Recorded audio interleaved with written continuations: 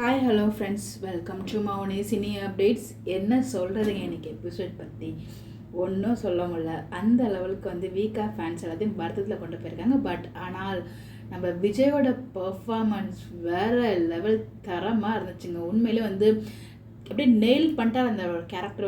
அந்த ஆக்டிங் வைஸில் ரொம்ப ரொம்ப சூப்பராக அந்த எமோஷனல் சீன் ஆக்ட் பண்ணியிருந்தார். கீழே உட்காந்து அழுது, அப்புறம் தாத்தா கிட்ட போய் பண்ணது எல்லாமே ரொம்ப ரொம்ப எமோஷனலாக இருந்துச்சு. நம்மளை மறந்தே அந்த எமோஷனல் ஃபீல் வர வந்துச்சு. ஏன்னா இந்த இடத்துல வீக்காக ஃபேன்ஸாக இருந்து நம்ம எமோஷனல் ஆகக்கூடாது. ஏன்னா இந்த இடத்துல தேவையில்லாமல் நம்ம விஜய் வினிலக்காக அழுகுறாங்க. ஆனால் இருந்தாலும் எனக்குலாம் எமோஷனலாக இருந்துச்சு அவரை பார்க்கும்போது.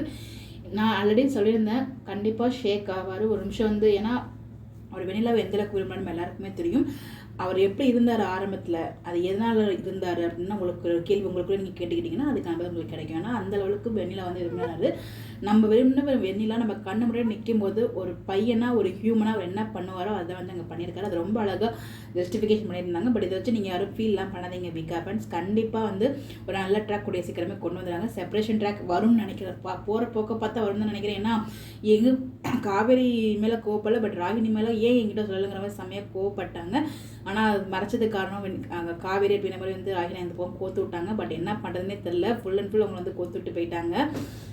பட் அப்போ கூட விஜய் காவேரி மேலே கோவப்படல, ராகினி மேலே மட்டும் தான் கோவப்பட்டாங்க. ஆனால் அவர் இந்த நேரத்தில் அவர் ரியலைஸ் பண்ண மாட்டார். ஏன் காவேரினால சோகமாக இருந்தா என்னை விட்டு போயிட மாட்டீங்களேன்னு கேட்டுகிட்டே இருந்தாலே அப்படிங்கிற மாதிரி அந்த விஷயத்தை இப்போ ரியலைஸ் பண்ண மாட்டார்.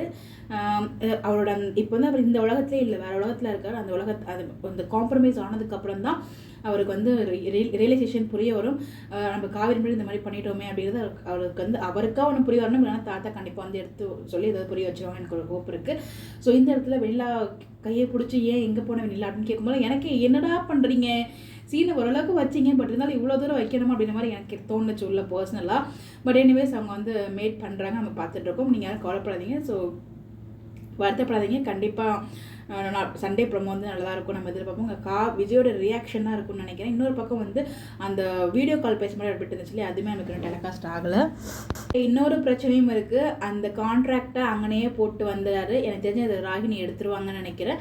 ராகினி எடுத்து ஒட்டுமொத்த குடும்பத்துக்கும் காமிச்சு அகைன் அங்கே ஒரு பிரச்சனை. அதனால இதுக்கப்புறம் எல்லாருக்குமே தெரிய வரும் கான்ட்ராக்ட் அப்படிங்கிற விஷயம்.